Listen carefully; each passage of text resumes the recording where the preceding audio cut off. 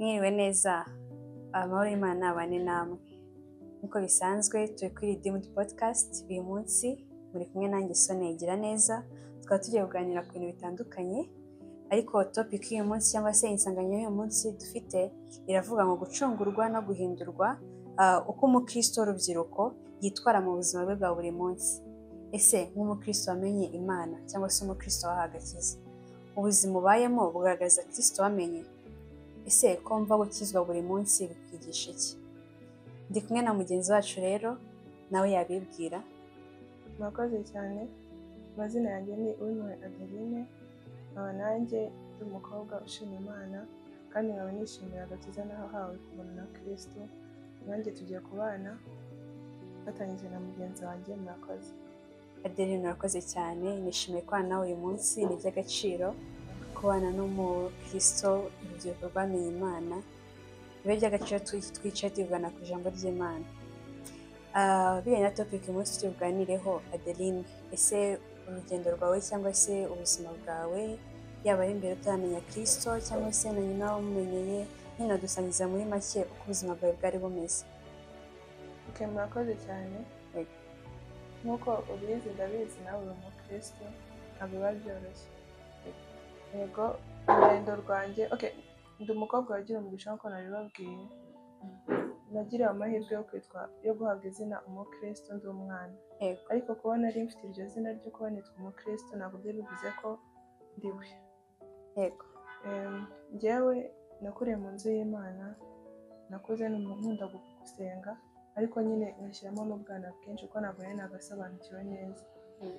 So nabatijwe cyangwa navutse ubwa kabiri maze kugira imyaka 10, kuko ahantu nasengeraga babatizaga umwana maze kugira imyaka 12, ariko kubera inzara n'inyota nagaragazaga, nabaga mu bintu byinshi, mu ma Sunday school, mu makorari, rero nkumva nyine mfite inyota yo gushaka kubatizwa cyane. Ariko nyuma maze gukura nibwo naje kumenya yuko twe dufite umupasiteri, rero bendaga kumwimura. Ndavuga ati umupasiteri twazamukanye mufata nka papa wanjye, ntabwo bamujyana n'abatijwe.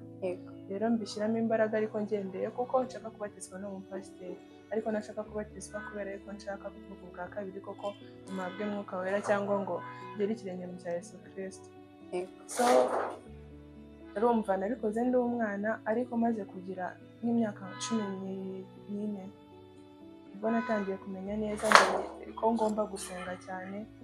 Nangira kumenya agaciro ko kuba naravutse ubwa kabiri, nangira kubona impamvu nyinshi zintera gusenga, kuko iyo umuntu amaze gukura uhura n'inshuti mbi, ukagenda ukurura ibyiza byose Imana yagukoreye kuvutse kugera aho ngaho uba ugeze ako kanya, ukagenda ubona impamvu nyinshi zo gusenga, ukagenda umenya gutandukanya ibyiza ngomba gukora n'ibibi ngomba gukora n'ibibi ntagomba gukora, inshuti ngomba kugendana nazo. So kuri iyo myaka nibwo niyumvishemo ko koko navutse ubwa kabiri ngomba kubibyaza umusaruro. Gusenga biraryoha, kumenya Kristo biraryoha, kuko nta gihombo kiba mu gusenga. Ntacyo, ibintu byose biba bimeze neza. Kuko ku ishuri twajyaga tuvuga ati ese ugiye kureba ugasanga nyine gusenga nta kintu byari bimaze, ntabwo nyine nta gihombo kirimo, ko n'ubundi warabayeho neza mu gihe wasengaga, warabanye n'abantu neza. So urumva gusenga ni byiza. Urugendo rwanjye nuko rumeze, namenye Kristo, menya agaciro ko gusenga, menya agaciro ko kwiriza ubusa, byose nyine bigomba kuranga umuntu umenya Imana, n'agaciro ko gucungurwa na Yesu Kristo, n'agaciro k'amaraso ya Yesu Kristo. Adeline, urakoze cyane gusangiza urugendo rwawe. Ese Adeline, mu buzima bwawe uracyari urubyiruko, uri kubyiruka, ese ni nk'ikihe kintu cyakugoye muri urwo rugendo? Hari byinshi urubyiruko rurarikira, hari ibyo rwifuza gukora. Ese we ni izihe mbogamizi cyangwa se ibintu wagiye uhura nabyo byashobora kugutesha uwo murongo, cyangwa se byashobora gutuma utanakomeza muri urwo rugendo rurimo, cyane ko ukiri mutoya, ufite ibintu byinshi byo kwexploringa, ufite ibintu byinshi nyine ushaka gukora bitewe n'imyaka wari urimo? Ni nk'izihe ngorane wahuye nazo? Ese nk'umukristo ni izihe nzira waciye kugira ngo ubashe kunyura muri ibyo bintu, kugira ngo kugeza kuri uyu munota uba ukiri umukristo uhamya Kristo nta soni ufite imbere y'abantu? Murakoze cyane. Ntabwo byari byoroshye nk'uko nabibabwiye. kuko nubwo nayasobanukiwe neza agaciro ko gucungurwa n'agaciro ko kubonetswa umukristo no guhereza agaciro iryo zina nahawe, ntabwo imbogamizi zabura. Imbogamizi ya mbere ni ukugira inshuti zidasenga. Ntabwo muri ubu buzima nyine tuba tugomba kugira inshuti zacu, nawe urabizi ko guhomba inshuti biba bitoroshye. Rero iyo uhuye n'umuntu udasenga, akenshi satani hari ukuntu ashyiramo imbaraga nyinshi kugira ngo we aze aguhindure. Iyo nyine byambereye imbogamizi ikomeye cyane kuba wahindura abantu nyine ngo ubavane mu bibi barimo ubashyire mu buzima bwa Kristo. Biragorana cyane. N'imbogamizi nk'uko babivuze, turi urubyiruko. Umuntu ararikira iby'isi, aba ashaka kuba agaragara nk'abandi. Kandi muri iyi si ibintu nyine bisa nkaho nyine ibintu kenshi nyine by'ibyaha nibyo bikunda kugaragaza nkaho turenze. Rero ibyo byose umutima ugakomaho. Rero ikintu cyambashishije kubicamo neza ni ijambo ry'Imana nibishyize ku mutima wanjye. Wajya gukora ikintu ukavuga ati muri Bibiliya haranditse ngo nusonza ntuzibe, ukavuga ati koreza Uwiteka urugendo rwawe rwose. Nyine wajya gutana mu nzira itari nziza ukibuka ijambo wibukiye ku mutima. Rero ibyo byaramfashije cyane gusoma Bibiliya, najya gutana nkibutsa Imana mbwira ati Imana ni wowe nishingikirijeho, narwaye ubuzima bwanjye mu biganza byawe, fasha n'irenga imbere. Ibyo ngibyo rero byaramfashije kugeza n'uyu munsi. Kujya mu kintu kimwe nkabwira Imana se ibi ngibi ni byiza, fasha. Kandi Imana ntabwo hari ijambo rivuga ngo umukristo niyo yagwa ntabwo yarambara. Kandi Imana ikunda abantu bayo, niyo ugiye kugwa Imana irakuzahura. Nkunze akantu Adeline aravuze ngo mu bintu yakoze cyangwa se mu rugendo rwe rw'ubukristo, ikintu cyamufasha cyane no gusoma ijambo ry'Imana. Urubyiruko rugenzi rwanjye ndetse n'undi wese uri kunyumva, kubera gusoma ijambo ry'Imana ni ibintu by'ingenzi, kuko mu ijambo ry'Imana niho Kristo Yesu atuvugishiriza, n'Imana iduha umurongo wo kugenderwaho, niho duhishurirwa ubuzima umukristo yagombye kugenderamo, niho duhishurirwa our identity, aho turi muri Kristo Yesu. Ibyo ngibyo bikadutandukanya n'abandi bataramenya Kristo cyangwa se abandi batabonye amahirwe yo kuba bamenya Kristo. Cyane rwose nkunze ukuntu ijambo ry'Imana ryakuye mu buzima bwawe. Ese Adeline, mu buzima busanzwe iyo urebye hanze ubona ari irihe tandukaniro riri hagati y'urubyiruko rwamenye Kristo cyangwa se urubyiruko rutaramenye Kristo? Biratandukanye cyane, ni ibintu bihita bigaragara cyane. Urubyiruko rwamenye Kristo, umuntu wamenye Kristo agira uko yitwara, ingendo, imivugire yiwe, kuko mu migani niho batubwira ngo akanwa k'umukiranutsi kavamo amagambo akiza. Imivugire, urubyiruko ruri kutureba rurabizi. Abantu iki gihe turimo hari amagambo nyine atubahishije Imana, cyangwa abantu bafashe amagambo amwe bayahindura mu yandi magambo. So mu rubyiruko rwamenye Imana rero ntabwo ari uko ruba rumeze. Umukobwa cyangwa se umusore wamenye Imana agira uko avuga, agira uko agenda, n'ibyo akora byose, niyo akora bimwe n'abo ngabo wenda cyane cyane nkize gukoresha social media, ibintu bye byose byubahisha Imana. Yaba imbuga ziwe ntabwo aba ameze nk'aba bandi ariko yiyambika ubusa, ibintu byose akora nyine bibera umucyo umurikira abandi. Rero ni iryo tandukaniro riba rihari. Utaramenye Imana usanga akenshi agusha abantu, ariko mu rubyiruko rwamenye Imana usanga akenshi arimo arahamagarira abantu. Urakoze cyane Adeline. Ese rubyiruko wamenye Imana, wowe wamenye Kristo, ubuzima ubayemo bugaragaza ko wamenye Imana? Reka kumenya Imana ntabwo ari ukuva mu magambo ngo narakijijwe, ngo nayakiye Yesu Kristo. Hoya, ubuzima ubayemo, Bibiliya iratubwira ngo turi inzandiko zisomwa na bose. Ubuzima ubayemo ese bugaragaza koko ko wamenye Kristo? Ese uko uvuga, uko wambara, uko ubanye n'ababyeyi bawe n'inshuti zawe, ese byerekana ko wamenye Kristo? Abakristo bene data, rubyiruko, nimba waramenye Kristo, warakiye Yesu Kristo mwami n'umukiza wawe, baho ku bwa Kristo. Wumva ijambo ry'Imana icyo rikubwira, ube muri ubwo uko Imana ibishaka, uko ijambo ry'Imana rigutegeka aribwo buryo ubamo.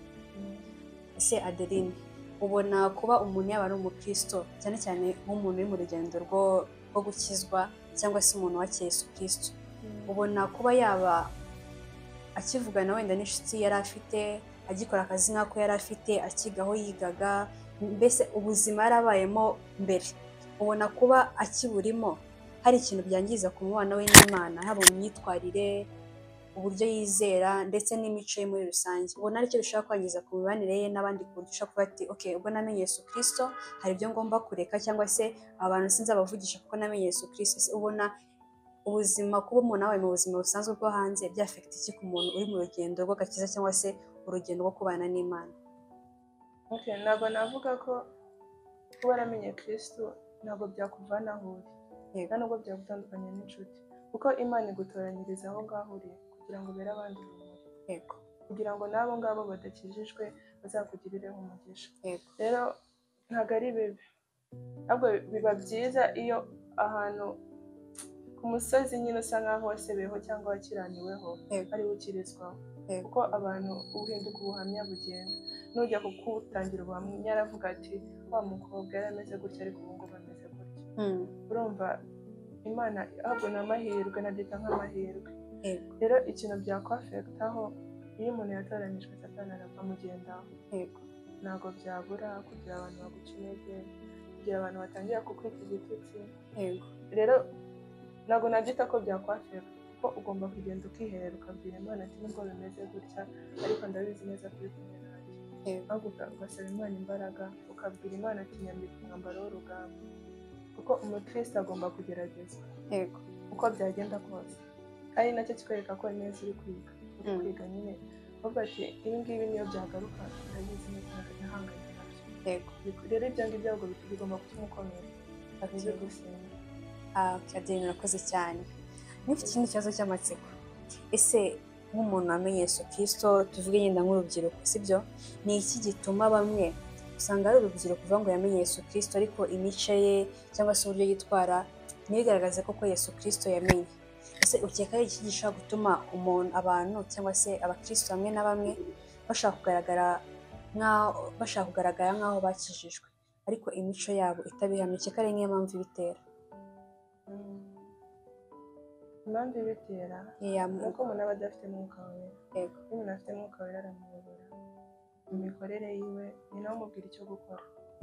Rero abantu benshi barabyitirira kugira ngo nyine no gupretendinga no gupretenda kugira ngo ugire indi shusho ugaragaramo, ariko uwo ni umuvumo kuruta wa wundi ugenda akajya mu cyaka kivurugutamo abantu bose bakabimenya ko ari umunyabyaha. Ni umuvumo. Rero impamvu abantu benshi babikora ni ukugira ngo wenda ashaka ukuntu abana inshuti ufite, hari igihe uvuga ati kugira ngo ntabura aba bantu ari abakristo kanigire nk'aho nsenga. Rero impamvu babikora ni ukugira n'uburyarya, kandi ikindi ni Satani. Rero ikintu nabwira umuntu ubikora cyangwa umuntu uzi ko ameze gutyo, umuntu uzi ko atari mu Mana neza cyangwa abikora kugira ngo yiyoberanye, ni uburiganya. Na Satani aba ari kukuriganya umugisha wawe, niba wabikora ngo bireke. Hari ikibazo njya nibaza, nshobora kuba hari n'abandi wenda muri bagenzi banjye badukurikiye bajya bakibaza. Ese njya nibaza nk'umuntu wahuye n'uwo muntu umeze gutyo, nyuma akaza kumenya ko ijambo ry'Imana ratubwira ngo bazabamenyera ku mbuto bera, ndavuga abakristo cyangwa se bamenye Imana. Ese nk'umuntu wahuye n'umuntu, sibyo, nyuma akaza kumenya ko uwo muntu yarapretendingaga, uwo muntu nk'urubyiruko wamugiriye iyihe nama? Yahuye n'uwo muntu akamufata nk'icyitegererezo, ariko nyuma akaza gusanga uwo muntu nta mbuto yeraga, akamubera impamvu yo kugwa cyangwa se yo kutegera Yesu Kristo, akamubera nka barrier imubuza kwegerana n'Imana. N'ubwo urubyiruko rwawe n'umuntu ameze gutyo warugiriye iyihe nama? Basome ijambo ry'Imana. Basome ijambo ry'Imana. Iyo umuntu afite umwuka wera ahabwa ubwenge bwo gutandukanya umuntu urimo Kristo n'umuntu utarimo Kristo. Nibuka neza ariko biri mu isezerano rishya, bishobora kuba biri mu byahishuwe. Umuntu wamenye Imana ufite amavuta ya Kristo, ushobora kureba umuntu urimo aravuga ibintu bitamurimo ukamumenya, kubera ko wahawe ubwo bushobozi. Usome ijambo ry'Imana, usabe Imana ibahe ubwo bushobozi bwo kubimenya.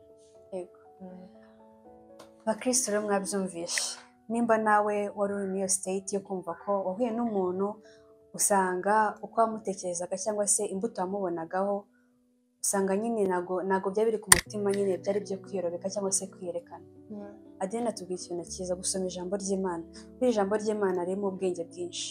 Ijambo ry'Imana ritwigisha kubaho, ijambo ry'Imana ritwigisha guhishurirwa, ijambo ry'Imana ritwigisha gutandukanya ijwi ritari ry'Imana ndetse n'ijwi ry'umuntu bisanzwe. Rero mbashishikariza gusoma ijambo ry'Imana, ugakomeza gusenga, ugasaba Imana ikaguhishurira. Adeline, hari ijambo ry'Imana tujya kuganiraho gatoya, nagusaba ko wafunga telefone yawe nimba ufitemo Bibiliya, ukamfasha tukajya dusoma, ndetse nawe ukaza kugira icyo ubivugaho. Tugiye kuganira ku ijambo ariko n'ubundi byerekeye urugendo rw'umukristo cyangwa se rw'urubyiruko rwamenye Kristo, ari nk'iyo nsanganyamatsiko turiho. Ahambere tujye gusoma, turasoma muri Petero wa mbere, igice cya mbere kuva ku murongo wa 18 kugera ku murongo wa 19. Ariko haturebera nawe nimba ufite Bibiliya yawe waba uharambura tukahasoma kugira ngo tugendane. Yego, kuva ku murongo wa 18 kugera ku 19. Petero wa mbere abona ko haje umucyo, ntabwo rumurikira umwe gusa. Yego, rumurikira abantu benshi. Rero ikintu cyose umukristo akoze, yaba ari amagambo avuga, uburyo bwose yitwara, ujye umenya ko hari abo uri kubigaragariza. Kandi ikindi, buriya ikintu cyo kugusha abandi, hari ijambo riri muri Bibiliya rivuga ngo ugusha abandi ngo byarutwa nuko ngo azirikwa urusyo mu ijosi akanagwa mu nyanja. Urumva iki n'ikigereranyo babihaye. Nyine ni ikintu gikomeye cyane nk'umukristo babwira ngo ugire uwo muvumo ko wagusha abandi, cyangwa se ugire umuvumo ko wafata abandi ukabakura mu nzira ya Kristo. Ibyo ni ukubyirinda cyane kuko byaza kujyana kurimbuka, ndetse n'ikintu cyose waba ukora, waba uri umukozi mu nzu y'Imana bimeze gute, ariko utera imbuto ahubwo uri kugusha abandi, ibyo byose nta kintu byaba bimaze. Adeline, nishimiye kubana nawe uyu munsi, ni ukuri byari by'agaciro cyane. Nishimiye urugendo rwawe, nishimiye uburyo witwaye mu gihe cy'urugendo rwawe nk'umukristo, nk'urubyiruko rwamenye Imana. Nishimiye ubuhamya waduhaye, kandi Adeline ntuzacike intege, icyo ni icya mbere. Icya kabiri, uracyagenda, uracyari mu rugendo, ntabwo ruhagaze ubu ngubu. Ukomeze wowe n'imbuto, ukomeze wubahe Imana, ikindi kandi wiyubahishe n'abandi, kuko nitwe mucyo, nitwe tugomba kumurikira abandi, kugira ngo n'abandi bataramenya Yesu Kristo, n'abandi bataramenya agaciro ko kuba muri Yesu Kristo, babitwigireho, barebe ubuzima tubayemo, barebe imivugire yacu, barebe blessings dufite, nabo babashe kugira inyota yo kuza kugira ngo bajye muri ubwo buryo bwo kumenya Yesu Kristo. Turi gusoza rero, rubyiruko rugenzi rwanjye, bakristo bene data, icyo nababwira, hari umuntu ndabizi muri mwebwe, hari umuntu ufite inyota yo kuba yamenya Yesu Kristo, yo kuba yamenya byinshi kuri Yesu Kristo, yo kuba yakwakira Yesu Kristo mu buzima bwe. Muri Yohana ibice 3:16 avuga ngo Imana yakunze abari mu isi cyane byatumye itanga umwana w'ikinege kugira ngo umwizera wese atarimbuka ahubwo ahabwe ubugingo buhoraho.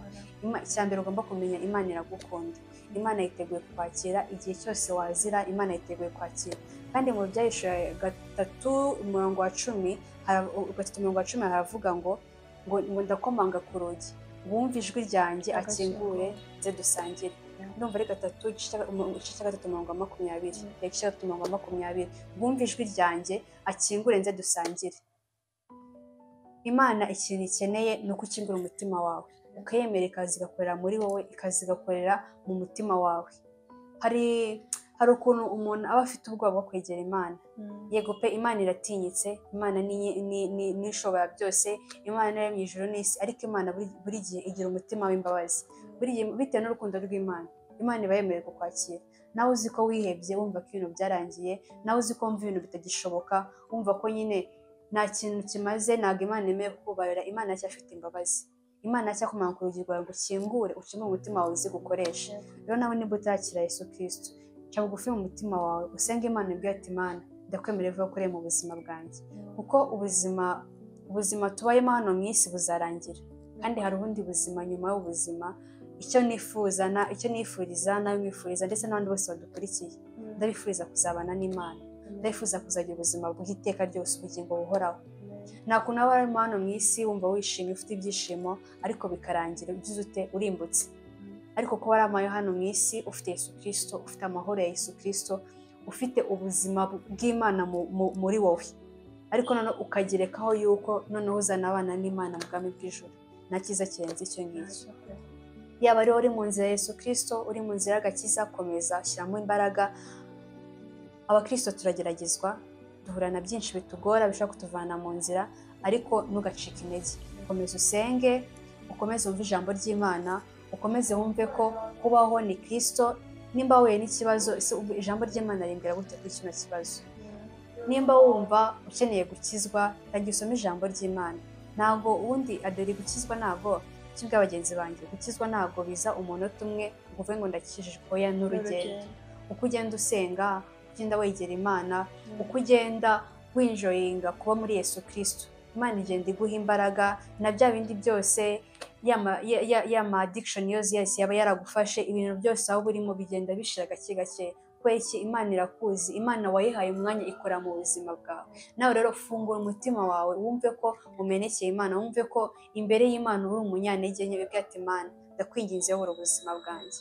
Kandi ikindi nababwira by'uko bagenzi rwanjye, gukorera Imana nta gihombo kirimo. Icyo ni icya mbere. Gukorera Imana bitanga amahoro, bitanga ibyishimo, bitanga umunezero, bitanga amahoro isi itatanga, bitanga umutuzo isi itaguha. Rero gukorera Imana nta gihombo kirimo, kandi ikiruta byose ni uko uzaragwa ubwami bw'ijuru.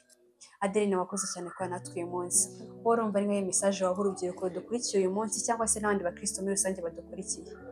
Mesaje nabaha, kuba urubyiruko ni ikintu cy'agaciro cyane, yaba ku gihugu yaba no mu ijoro ubwaryo. Mesaje nabaha, bagende basome mu mubwiriza, bamenye agaciro ko kuba bakiri urubyiruko muri iyi minsi. Mu mubwiriza igice cya 12 umurongo wa 1, ujye wibuka umuremyi wawe mu minsi y'ubusore bwawe, iminsi mibi itaraza, aho uzavuga ngo sinejejwe nabyo. Bikore ugifite uburyo, bikore ugifite umwanya. Icyo nababwira. Ikindi, Yeremiya, basome muri Yeremiya ibice 33:3. Hari ijambo rivuga ngo ntabaza ndagutabara, bareka ibikomeye biruhije kutamenya. Utabaza Imana nubona byanze. Ikindi, wereke Imana, ikoreze Uwiteka urugendo rwawe. Muri Zaburi ya 32 umurongo wa 7. Yego, ikoreze Uwiteka urugendo rwawe. Imana ndabizi ntabwo yabigeraho, Imana iradukunda. Ya mesaje nabaha, murakoze. Mwakoze cyane kubana natwe uyu munsi, byari by'agaciro. Twishimiye kubana n'umuvandimwe wacu, turabana mu buzima bwa buri munsi. Adeline, wakoze cyane, Imana iguhe umugisha. Ikindi kandi bakristo bene data, mukomeze kuguma mu Mwami Yesu. Mbese namwe mwese mwumva mufite inyota yo kumenya Yesu Kristo, ni ukuri amarembo arafunguye, haba mu ijambo ry'Imana, gukurikira ibiganiro bivuga ijambo ry'Imana, ndetse no kugendera mu zindi nzira zose Imana igushakaho. Aho ni Imana iza gukuriza mu gusenga, mu gusoma ijambo ry'Imana. Mwakoze rero kubana natwe. Mukeneye gukomeza gukurikirana ibiganiro byacu, mwadukurikirana kuri social medias zitandukanye. Amazina ni Redeemed Podcast, hano kuri YouTube ndetse n'ahandi hose hatandukanye. Bifuje kugira ibihe byiza, Imana ikomeze ibarinde. Mukeneye ubundi bufasha, cyangwa se hari ubundi bufasha mukeneye kuba mwaduha, cyangwa se ko mwadusangiza, murabishyira muri comment, cyangwa se mukaba mwaduhamagara kuri nimero ziri kuri screen, cyangwa se mukaba mwatwandikira no ku zindi social media dukoresha mu buzima bwa buri munsi. Imana ibahe umugisha. Byari by'agaciro kubana namwe. Ndumva twasuza dusenga Adeline. Yego, atwaye Imana dusenge. Mana nziza, Mana ishobora byose, nyir'ubutware, twongeye gushimira ko ari Imana waduhamagaye, twongeye gushima ko waduhishuye iby'agakiza kawe, twongeye gushima Imana ko turi urubyiruko, ko waduhaye imbaraga zo kuba duhagarara tukaramya izina ryawe, tukavuga iby'ijambo ryawe tudafite isoni, tudatewe ikimwaro n'ibyo turimo, ahubwo Mwami tugahabwa ishema ry'uko twamenye Yesu Kristo mu buzima bwacu. Turagushimiye ko waduhaye aka kanya keza. Mwimana, aho twagenze bidakwiye tubabarire, turi abanyantege nkeya, niyo mpamvu dusigishije imitima yacu ngaho dushoboza, uduhe imbaraga muri byose. Kandi Mwami Imana, buri umwe wese wakurikiye kino kiganiro ukomeze kumushoboza, ukomeze kumuhindura, kuko ijambo ryawe tubwira ngo Mwami Imana, kubwiriza ni ukwacu, ariko guhindura imitima ni ukwawe Mwami. Ndakwinginze ngo uhindure imitima ya buri umwe wese, abacitse intege ubongerera imbaraga, ukomeze kutuyobora mu nzira yawe, kandi ukomeze kuduha Mwuka wawe ngo atuyobore mu migendere yacu ya buri munsi. Sengeye buri umwe wese uri hano hantu, icyo afite ku mutima kimuremereye ukimuruhure, kandi ukomeze kumuhumuriza muri ubu buzima. Ikiruta byose Mwami Imana, ubugingo bwacu uzabutabare kugira ngo tuzabane nawe mu bwami bw'ijuru. Komeza kubana natwe, ukomeze kuturinda muri byose, kandi ukomeze kuduha imbaraga mu byo tugenderamo byose. Tugushimiye ko wabanye natwe, tugushimiye ku byo uri gukora, ndetse tugushimiye no kubyo uzakora mu minsi iri imbere. Kubwa Yesu Kristo Umwami wacu n'Umwuka wera. Amen. Imana iguhe umugisha.